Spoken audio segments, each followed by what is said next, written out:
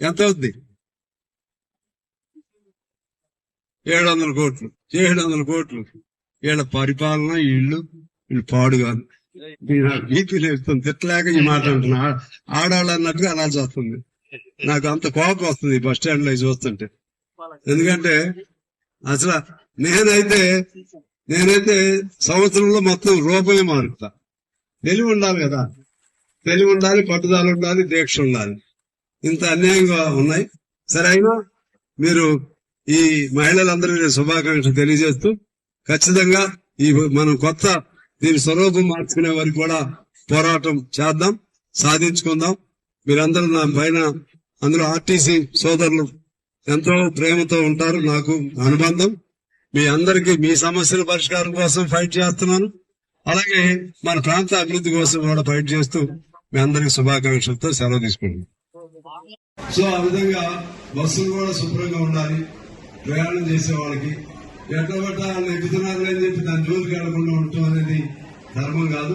Auto neat గా ఉంచాలి, bus stand neat గా ఉంచాలి, మరుగుదొడ్లు నీట్ గా ఉంచాలి, సిబ్బందిని జాగ్రత్తగా చూసుకోవాలి. డబ్బు లేని పనులు, డబ్బు ఉన్నదంటే ఓకే మీకు ఇబ్బంది. ఇవన్నీ ఇది పెద్ద ఖర్చు కాదు. ఇన్ని వేల కోట్లు పెట్టేవాళ్ళకి మొత్తం రాష్ట్రంలో ఎన్ని బస్ స్టాండ్ ఉన్నాయమ్మా? రాష్ట్రంలో ఎన్ని బస్ స్టాండ్ మనం మొత్తం 143 బస్ స్టాండ్.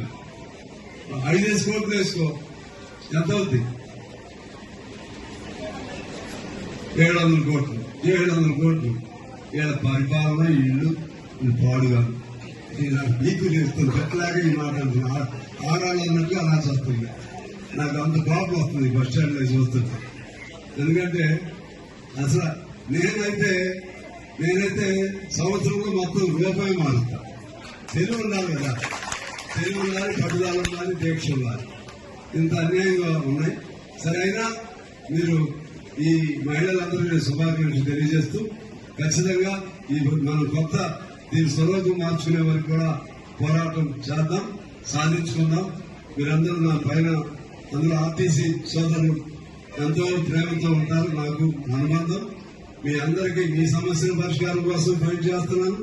అలాగే మన ప్రాంత అభివృద్ధి కోసం కూడా ఫైట్ చేస్తూ మీ అందరికీ శుభాకాంక్షలతో సెలవు తీసుకుంటున్నాను.